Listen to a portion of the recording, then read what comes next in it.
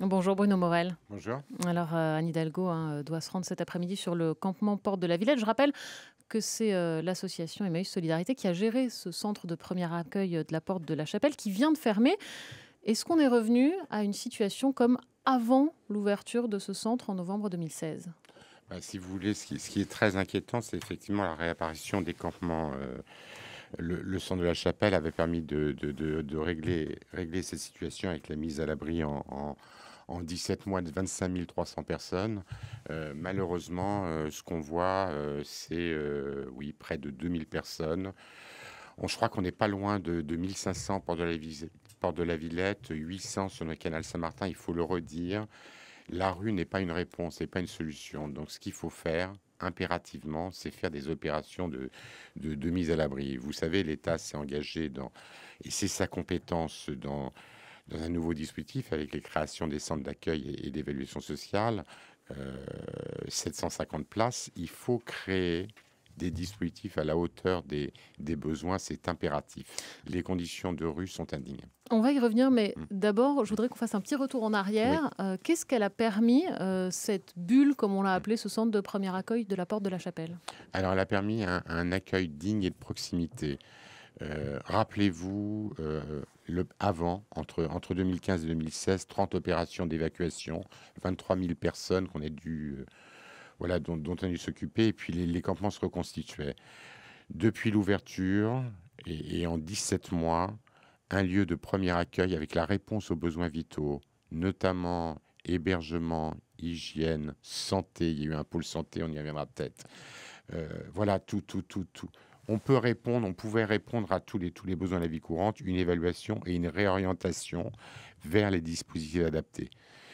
Franchement, ça a été une formidable mobilisation, 120 salariés, 500 bénévoles, et tout le monde a travaillé ensemble avec les partenaires institutionnels et associatifs sur une prise en charge digne des personnes exilées. Il y a quand même eu, il faut le rappeler, Mm. Bruno Morel, Mm. des critiques, notamment au début de cette bulle, sur la gestion des flux, sur les Mm. files d'attente, sur la dispersion par les policiers.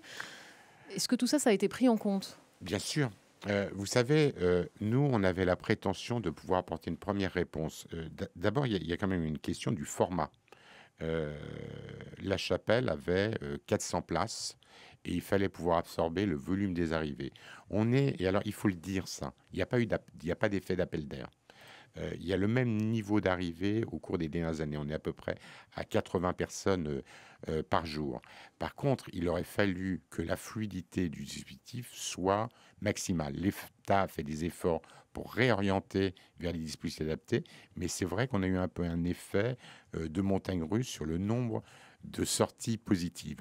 Donc c'était ça tout l'enjeu. Moi, je pense qu'il aurait été intéressant que ce qu'on a fait à la chapelle, que je considère comme quand même une réussite, puisse être décliné et semé dans d'autres lieux de manière à pouvoir être en corrélation avec les besoins. Le nouveau système, qui est pris en charge désormais par le gouvernement, c'est 5 centres en région parisienne, 750 places, c'est plus, c'est mieux. Est-ce que c'est suffisant? Visiblement, vu ce qui se passe, c'est pas suffisant. Alors, le nouveau système, c'est un système de maraude qui fait à la rencontre des personnes, notamment dans les campements, des accueils de jour, 3 accueils de jour dédiés pour hommes et un accueil de jour pour public vulnérable. Nous, on gère cet accueil de jour et des CAES. Euh, 750 places, mais beaucoup en banlieue. Donc peut-être qu'il faut faire un effort aussi sur Paris Intramuros. CAES, c'est Centre d'accueil et d'examen des situations. Oui. Est-ce que examen des situations, quand on pense à la circulaire Collomb, c'est pas quelque chose qui inquiète et qui va inquiéter ces migrants? C'est sûr que, comment vous dire, on est plutôt inquiet sur une logique de tri. Tout l'intérêt de la chapelle, c'est d'avoir pu mobiliser des solutions, quelle que soit la situation des personnes. Là, on voit bien qu'il y a une orientation entre les migrants, entre guillemets, statutaires et ceux qu'on souhaiterait voir repartir. Et ça, effectivement, ça inquiète les personnes. Je pense que sur les campements, il y a effectivement des exilés qui ont un petit peu peur de se retrouver, comment dirais-je, dans des structures qui visent à la reconduite. Et ces gens-là, ils vont pas s'y rendre et on va continuer à avoir des Voilà. campements. Et c'est ça tout l'enjeu. Nous, on plaide vraiment d'abord à la fois pour un accueil humanitaire, pour un dialogue digne et puis combattre cette logique de tri qui est extrêmement néfaste. Sauf qu'aujourd'hui, Anne Hidalgo dit: «Le gouvernement a décidé de reprendre en main la question de l'accueil des migrants». Est-ce que ça vous inquiète justement? Bah, je vous dis, moi, ce qui m'inquiète, il y a deux choses. C'est la logique de tri et cette reconstitution des campements. Je pense qu'il faut arrêter d'opposer les publics et d'opposer les bons migrants, des migrants qui auraient vocation à revenir d'où ils viennent.